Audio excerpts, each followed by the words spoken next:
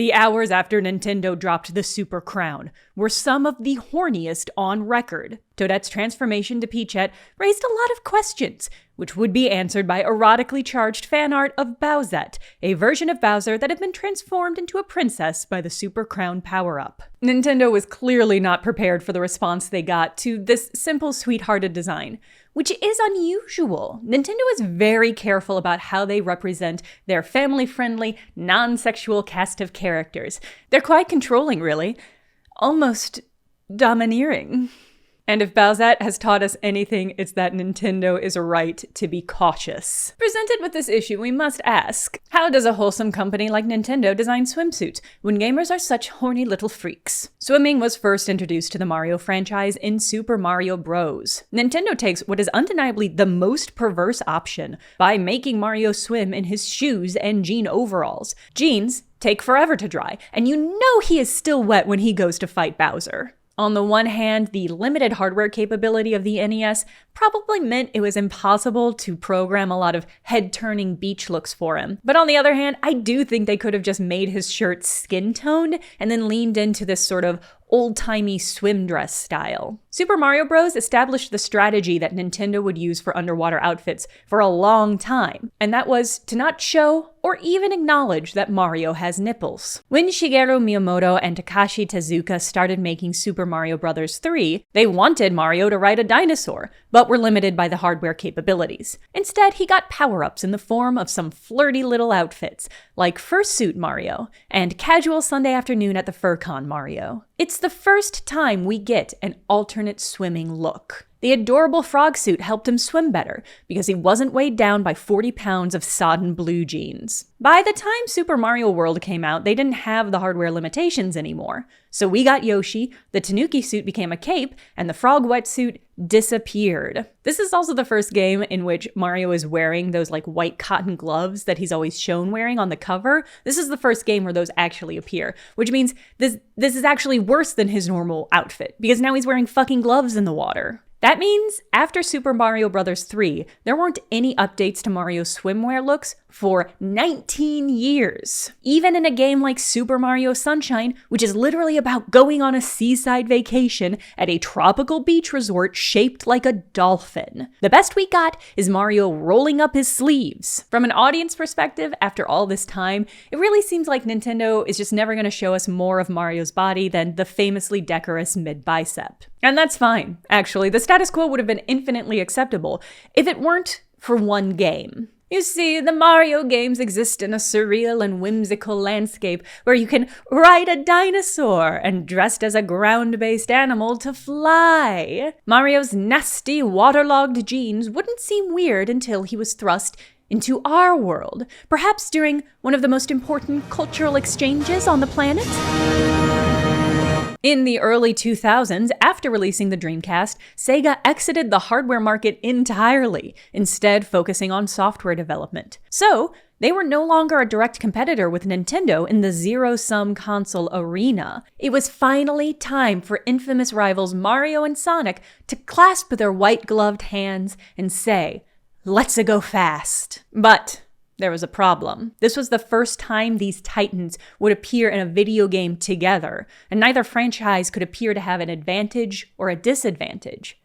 It is genuinely a lot like the Vin Diesel-Dwayne Johnson feud, except that Sonic went on Facebook, not Instagram, to call Mario a candy ass. But Sega had recently acquired the license to make an official Olympic video game, and they needed a project to match. For the longest time, there was no ability to find a crossover, given that Mario has his world and Sonic had his own world as well. So, as time came on, in Beijing, they found, well, the Olympics, it's not really Mario's world, it's not really Sonic's world, but we can bring them together in this unique place and event. The third neutral space they would compete in was our world. Mario and Sonic at the Olympic Games was released in 2007 ahead of the Beijing Olympics, and featured characters from both universes competing in 24 real events. The game was designed by a team composed of both Nintendo and Sega developers. Because it took place in our world, the developers had to make concessions to reality, while maintaining the integrity of both brands and making sure it all made sense together. That led to weird questions like, what honorifics would characters use with each other? Would Toad say Sonic-san? How can Sonic and Mario trash talk when one of them speaks language and the other just makes weird baby grunts? And then you have character-specific issues like the fact that Sonic canonically can't swim because Yuji Naka, one of his creators, thought hedgehogs couldn't swim. So how do you incorporate him into a 100-meter swimming event? Well, you give him a life jacket, but he can't take off his shoes, not even to swim. That is a genuine Sega rule. And for the record, I don't think this is like a foot fetish thing. I just think Sega knows that the shoes are part of Sonic's like iconic character traits, and this is just about keeping those intact. When designing Mario and Sonic at the Olympic Games, the question of swimsuits inevitably came up.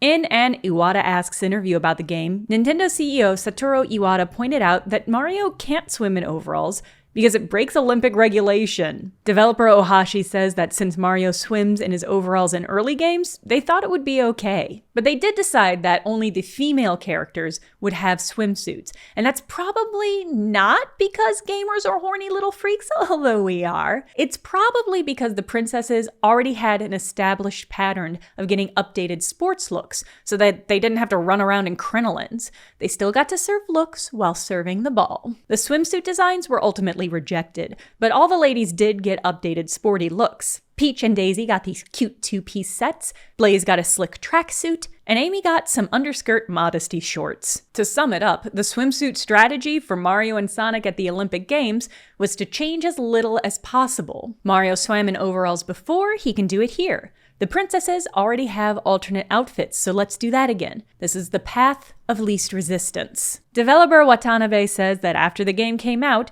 she heard complaints that, quote, "It's weird that they don't wear swimwear to swim." This is a common issue for modern creators working in mega huge franchises. It's really hard to know where a fan's limit of believability will be, and how much change to long-standing designs they will or won't tolerate. So when fans make a fuss about this sort of thing, Nintendo and Sega listen. For Mario and Sonic at the London 2012 Olympic Games, we finally got swimwear designs.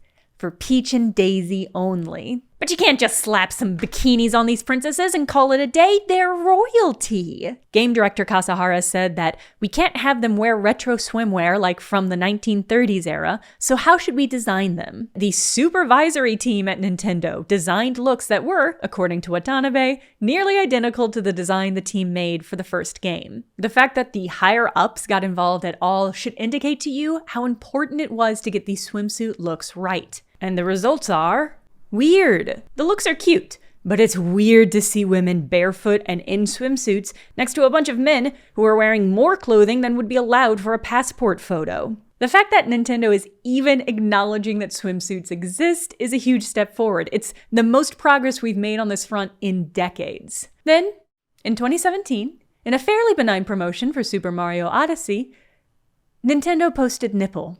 Thankfully, everybody had a gentle, very measured response. Just kidding. The response was so intense, Nintendo of America made the game's director answer for Mario's nipples, and why he has no belly button, and whether or not he's in a throuple. 最初からその質問そ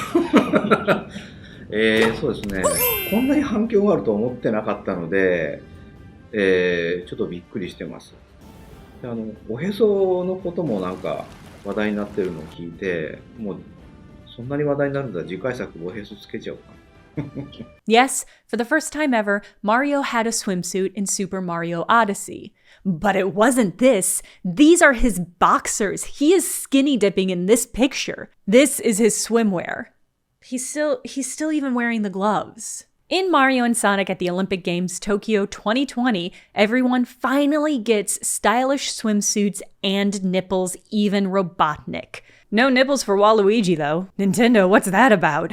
You can tell what part of these characters are iconic because they've still got on swimming hats and swimming gloves but our long national nightmare is finally at an end. Oh, actually, you know what? This is dumb. I just realized I haven't actually explained what Nintendo's swimsuit problem is. You probably think based on this video so far that it's how to create a swimsuit design that is fun and character appropriate and won't get weird horny gamers all weird and horny, as if they could stop us. It's not. The swimsuit problem is what happens to a piece of media when it evolves into a billion-dollar global franchise. And the problem is, it's no longer created like media. It's designed like a product. And they have to be managed that way, because any change might have permanent repercussions for the future of that franchise forever, because of the way that modern fandom behaves. That's right, the swimwear problem is a two-piece problem. Consider the 1993 Super Mario Bros. Movie. This was produced in an entirely different media landscape. There is no way it could be made now. It's strange and adult and bears little resemblance to the game. Yet one offhand joke in this barely relevant, widely despised, non-canon movie Name! Mario. Last name. Mario. Became a talking point of the fandom for decades. It's something that Nintendo devs have been questioned about over and over. This is pretty benign. It developed organically in the fandom as an in-joke, and in my opinion, stuff like this is part of the fun about being in a fandom. It is fun to mildly bully companies about stuff that is very inconsequential. But this kind of fan behavior of latching on to details and blowing them out of proportion can have real short or long-term ramifications. Companies don't always know what stuff is safe to change and what stuff is secretly sacred. Like, Sega knows that you don't take Sonic's shoes off, not because of foot fetish stuff, just because they're iconic. But what about his gloves? What about his teeth? Meow? When a planet-wide focus test reveals that everyone hates the redesign of your character, what can you do but push back the release date, call in a brand veteran to do an overhaul, and adhere as closely as you can to the original? This was a $5 million mistake on what ended up being a $1 billion movie. So this really was the best choice investment-wise. And also morally, this was the right thing to do. But fans aren't always right. Helene Juget, managing director of the Ubisoft film and television division, said about this phenomenon that gamers are a highly engaged bunch, which is such a gentle way of saying they might harass you if Master Chief removes his helmet in the Halo TV show. Because that's also part of this behavior. Sometimes the changes that fans push back against are things like being able to play as a trans person or having any black characters in your video game. Should companies listen to that? No! Studios producing game adaptations now have to hedge around fan reactions from the start. Mark Weinstock, the president of Paramount, said that as a result of Sonic's success, quote, every design now is vetted within an inch of its life. And I guess everybody's just fine with that because we know they're not art. There are individuals working on them, making creative choices, but they are not, as a whole, creative endeavors. Fandom treats these properties like they're products, and the most important thing about a product is that it's reliable and consistent. So that's how companies make them. But there is another way. Weirdly, I think Nintendo stumbled upon a solution for both parts of the swimsuit problem, both the stagnation and the fan reaction. Specifically, for Super Mario Bros. TM Wonder. It's all thanks to longtime Nintendo developers Takashi Tezuka and Shiro Mori, the game's director. Our entire team wants to fill Mario games with so many surprises that people are always excited to play. And for Super Mario Bros. Wonder, we came up with big changes as the way to create those surprises. Mori said that in the decades since the first Mario game, the once fantastical elements have become normal, expected. Tezuka said in an interview with the New York Times that this was because of the internal approach to the games, and that's the first half of the swimsuit problem I'm talking about. For Wonder, they had to actively fight against this kind of thinking. At first, we asked everyone to write any and all ideas on sticky notes without any conditions. After all, if you start with conditions, you stifle creative freedom. Morley wanted to recapture that original freshness, so the team instituted, quote, Wonder Consideration Time, which admittedly has a pretty eerie vibe. The result was 2,000 very unique pitches gathered from everyone at the company. These were whittled down to the game's eclectic medley of power-ups. It's designed by committee, but edited by experts. This was also, accidentally I think, a great strategy for dealing with potential fan blowback. They changed so many things in Wonder, and it was all so weird that it was impossible to find an angle on it. The fandom couldn't agree on what was the weirdest, horniest part. The elephant power-up was a frontrunner for a while, something inflation fetish, but even that faded into a general tapestry of, isn't this game weird? Because it was. It was a weird game. Ultimately, I don't think this is a strategy most mega franchises will adopt. I think it would be perceived as too risky. The only reason it happened at Nintendo was because veteran developers who had a lot of power forced it to. They still valued creativity and the art of making media. When something is designed as a product, it's supposed to be as cheap and efficient and money-making as possible. It's the factory model of production applied to making art. It doesn't matter if a factory makes worse bread than a human, because it makes more bread, and it makes it more efficiently. This is the core reason why AI has become a problem, despite the fact that it steals the work of real humans and puts out terrible results. If we were AIs, I'd be the one cracking jokes about the singularity over a bowl of ramen. Media is a business, and the people who run those businesses only care about maximizing profits. If exploitation and AI can do that for them, they'll use it. There's very little room for creativity in that. As for the fandom half of the swimsuit problem, which is probably the bottoms, just stay horny and weird, but the chill, fun kind of horny and weird, not the aggressive, harassing kind. It's up to us as fans to demand better and hornier of companies, to say that media and art have a purpose and that human effort is intrinsically valuable. If you believe that, then maybe try out the work of some smaller independent creators too. Just spread the love out a little. And never ever stop dunking on Nintendo. Because where the fuck are Waluigi's nipples?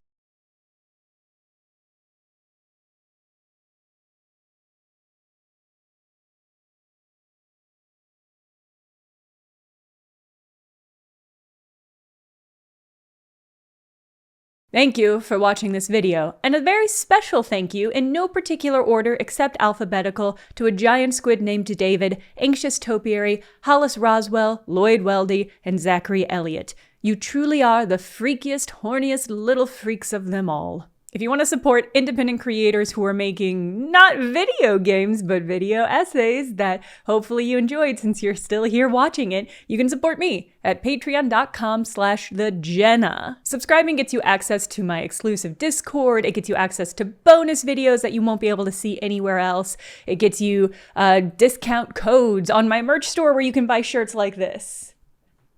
It also just supports me making videos like this. Videos that are 100% human-made. Also, you should listen to my show, Big Game Hunger. It's a show where every week me and a guest get 3 random prompts and have to make the big next game based on them. I've had people on like Jacob Geller, Lily Alexander, Karen Hahn, Patrick Gill, Clayton Ashley, and other incredible independent creators like me.